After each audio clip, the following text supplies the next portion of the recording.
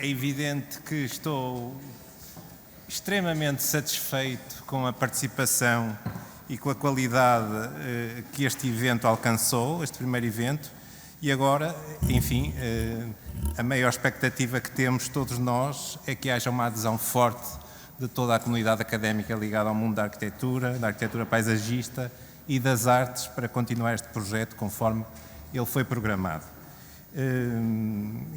Claro que eu comecei a minha intervenção hoje de manhã por expressar o meu agradecimento à Sra. Secretária de Estado, Maria Fernanda Rodrigues, e ao Sr. Vice-Reitor em representação do nosso Reitor, mas agora, na presença deles, tenho que renovar esse meu regozijo e agradecimento e honra por terem aceito vir a este evento e por, de facto, possibilitarem uma visão institucional de uma situação que nós queremos, em termos académicos, encarar, mas que é, efetivamente, um problema premente, um problema que está na ordem do dia, e sabemos que, de facto, a nível isto foi falado aqui durante o dia de hoje, têm-se produzido vários instrumentos para fazer face à crise habitacional que percebemos também nas intervenções que é recorrente e, para não dizer permanente, para utilizar a expressão do Tiago Castela, mas de facto temos desafios acrescidos, penso eu, que têm a ver muito com o lado ambiental, com o lado da emergência climática, que é um problema que aparece com toda a sua expressão, com toda a sua força, e que é um problema que temos que levar muito a sério. Portanto, mais uma vez, muito obrigado. Eu, se me permitem, então, eu pedia primeiro ao professor José Castro Lopes, em nome do Reitor da Universidade do Porto, para proferir algumas palavras, e em seguida pediria à Sra. Secretária de Estado para encerrar a sessão. Muito obrigado. Muito obrigado.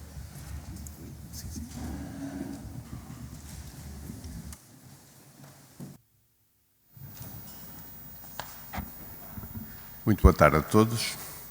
Excelentíssima Senhora Secretária de Estado da Habitação, Professora Doutora Fernanda Rodrigues, Excelentíssimo Senhor Diretor da Faculdade de Arquitetura, Professor Doutor João Pedro Xavier, digníssimos oradores deste seminário, distintos convidados, minhas senhoras e meus senhores.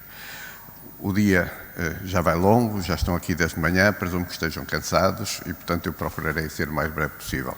A minha presença aqui pretende, sobretudo, sinalizar a importância que a Reitoria, a equipa reitoral, dá a esta iniciativa e, em boa hora, iniciada pela Faculdade de Arquitetura. Desde 1948, que por decisão da Assembleia Geral das Nações Unidas, a Declaração Universal dos Direitos Humanos garante que todo o ser humano tem direito, ou devia ter direito, e passo a citar, a um padrão de vida capaz de assegurar a si e à sua família saúde, bem-estar, inclusive alimentação, vestuário, habitação, cuidados médicos e os serviços sociais indispensáveis. Também a Constituição Portuguesa, no seu artigo 65º, estabelece que todos têm direito, para si e para a sua família, a uma habitação de dimensão adequada, em condições de higiene e conforto e que preserve a intimidade pessoal e a privacidade familiar. Quase meio século envolvido, desde o 25 de abril de 1974, a concretização deste direito, supostamente universal, tem vindo a ser adiada e comprometida ao ponto da habitação estar hoje, como há 50 anos, no centro das preocupações dos portugueses. Isto porque estão incapazes de enfrentar e fazer face à mercantilização galopante de um bem-estar essencial, de um bem essencial ao bem-estar de todos os seres humanos. Também na Universidade do Porto conhecemos bem e estamos perfeitamente conscientes dos efeitos perversos que o funcionamento desregulado do mercado acarreta para milhares de estudantes, que, incapazes de encontrar alojamento a preço acessível, se veem forçados a desistir dos seus cursos, privando o país de ativos, talentos e recursos que não estamos em condições de desperdiçar. A fim de enfrentar e procurar minorar os efeitos deste problema, a Universidade do Porto tem atualmente em curso um programa de construção de 411 camas em 3 residências universitárias, que representará um aumento de cerca de 40% da nossa capacidade atual de alojamento de estudantes. Mas não é este, bem sei, o objeto primeiro desta meritória iniciativa, que durante um ano procurará refletir sobre os múltiplos problemas e questões que necessariamente confinam com a questão da habitação e que concorrem para a persecução de uma cidadania plena num Estado de Direito democrático e adulto. Às universidades, e em concreto à Universidade do Porto e à sua Faculdade de Arquitetura, compete, pelo enorme prestígio nacional e internacional que justamente granjearam, um fundamental papel de formação e reflexão em torno dos problemas atuais e futuros que enfrenta a coletividade ao serviço da qual estamos e estaremos. Nos seus diversos domínios de intervenção, das engenharias à sociologia, passando pela economia e necessariamente pela arquitetura, a Universidade do Porto pode e deve constituir-se como um ator fundamental de investigação e intervenção prática, assumindo-se como vanguarda de um processo capaz de alterar o status quo e de contribuir para a resolução dos problemas mais prementes da comunidade a que, repito, estamos ao serviço. Tal como fez no passado, a Universidade do Porto e a sua Faculdade de Arquitetura não podem, assim, aliar-se do enorme desafio que também no domínio da habitação enfrentamos enquanto sociedade. Motivo pelo qual saúdo e me congratulo com esta iniciativa, aproveitando para expressar a convicção de que, mais do que com casas, a discussão que agora se inicia contribuirá decisivamente para que os próximos 50 anos do 25 de Abril permitam aos cidadãos de hoje e do futuro beneficiar de uma cidadania mais capaz, mais plena e, necessariamente, concretizar um efetivo progresso material e humano, assim sejamos todos juntos capazes de provir as necessidades essenciais de cada um. Minhas senhoras e meus senhores, o sociólogo norte-americano Matthew Desmond escreveu que a habitação é absolutamente fundamental para o progresso humano e acrescentou: sem um abrigo estável, todo o resto se desmorona. Tendo esta premissa em mente, o propósito da reflexão que agora se inicia adquire, pois, uma dimensão ainda mais premente, na medida em que da resolução do problema da habitação pode também depender a consolidação ou a desagregação da coletividade democrática e livre em que vivemos há quase 50 anos e da qual queremos continuar a beneficiar e não apenas nos 50 anos que aí vêm. Do sucesso da vossa reflexão e ação dependerá, pois, em boa medida, agora como há 50 anos, aquilo que enquanto sociedade seremos no futuro. Muito obrigado.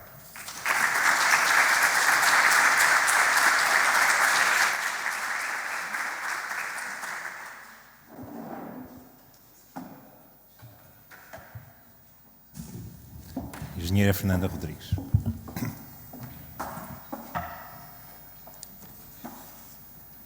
Senhor Vice-Reitor da Universidade do Porto, Senhor Professor José Carlos Lopes, Senhor Diretor da FAUP, Senhor Professor João Pedro Xavier, caros curadores do programa Mais do que Casas, Teresa Novaes e Luís Tavares Pereira, cara vogal do Conselho Diretivo Nacional da Ordem dos Arquitetos, arquiteta Ana Maio, Senhora Presidente do Conselho Diretivo Regional do Norte da Ordem dos Arquitetos, arquiteta Conceição Melo, senhoras e senhores representantes de instituições de ensino superior de arquitetura, arquitetura paisagística e belas artes, senhoras e senhores representantes de demais entidades, senhoras e senhores oradores deste primeiro seminário, demais convidados.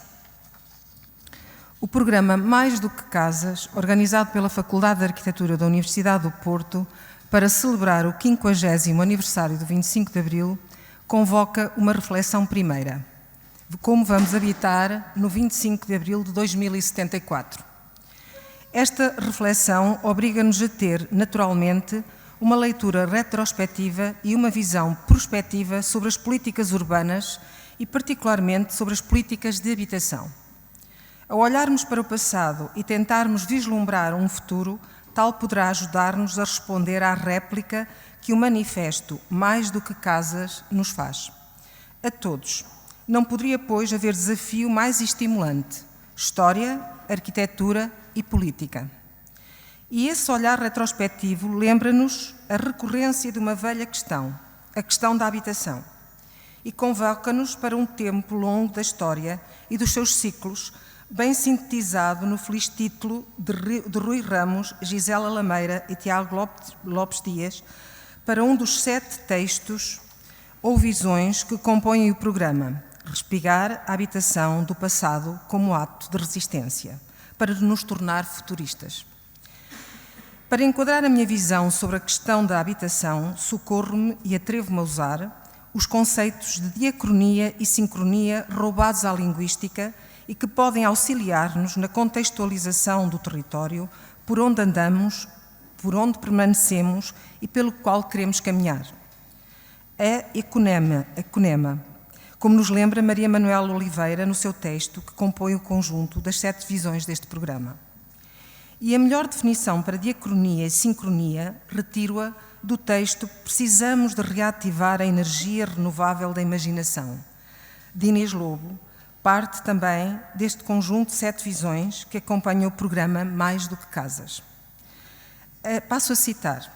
A ideia de que nascemos para continuar assume especial pertinência quando pensamos o que deve ser a transformação de uma cidade.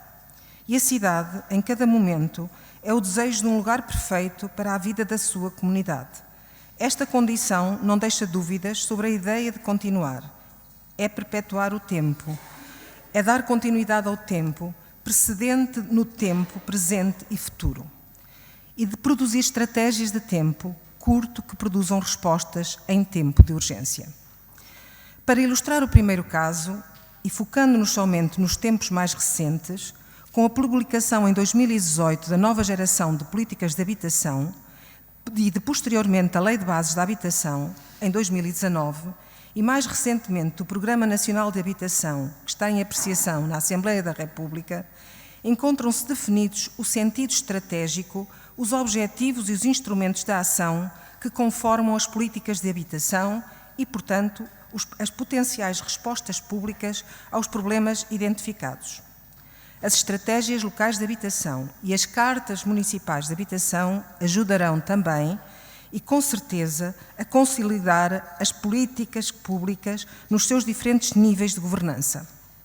Estas encontram-se numa leitura mais imediata, consumadas nos 26 mil fogos que se irão produzir ao abrigo do programa Primeiro Direito, decorrentes das situações de carência e indignidade habitacional identificadas pelos municípios portugueses e que já se materializaram em 244 acordos de colaboração celebrados entre o Instituto da Habitação e Reabilitação Urbana e os municípios, e ainda dos 6.800 fogos de habitação acessível que, conjuntamente, prefazem um investimento para os próximos anos de cerca de 2,7 mil milhões de euros, que será financiado pelo Plano de Recuperação e Resiliência.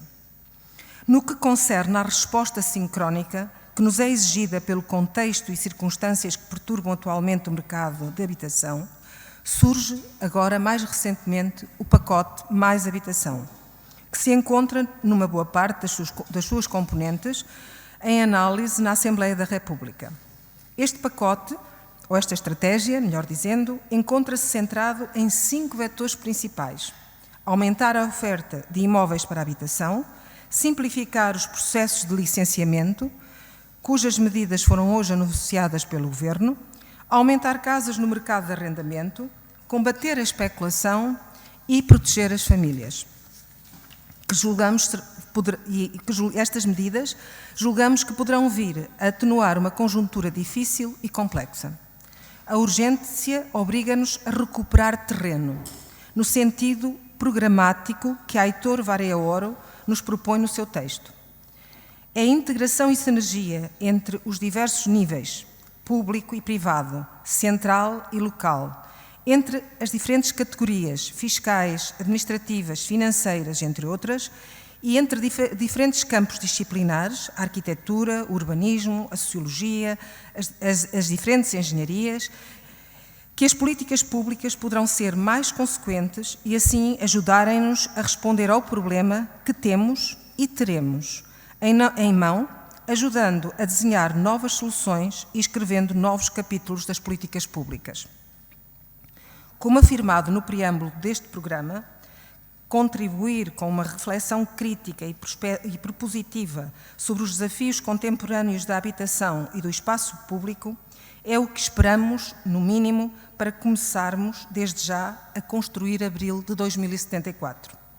A comunidade académica e científica terá sempre aqui um papel relevante e, utilizando um substantivo que caiu em desuso, um papel de vanguarda. Os estudantes, a quem se dirige em primeiro lugar este programa, terão a plena liberdade de projetar um futuro mais sustentável e coeso.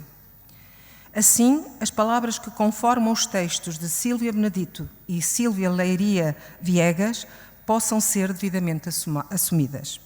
Por fim, a dedicatória do programa Mais do que Casas ao professor e arquiteto Nuno Portas, que me sensibiliza particularmente e leva-me a aproveitar a minha presença para anunciar um prémio, com caráter regular e de periodicidade anual, que vai ser atribuído pelo Instituto de Habitação e Reabilitação Urbana, o IRU, com o seu nome, Nuno Portas, aos estudantes das áreas de Arquitetura e Urbanismo, nas suas diferentes declinações, História da Arte, Sociologia, Urbanismo, Políticas de Habitação, bem como de outras áreas de ensino superior, cujos estudos e trabalhos incidam sobre a habitação e o habitat.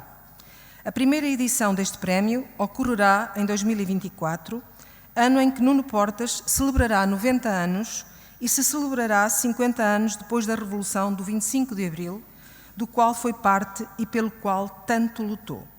O Prémio Nuno Portas acompanhará o já instituído Prémio Nuno Teotónio Pereira, atribuído pelo mesmo Instituto, para prestar homenagem a uma das referências fundamentais da sua vida e do qual foi cúmplice entre 1957 e 74 no famoso ateliê da Rua da Alegria, em Lisboa.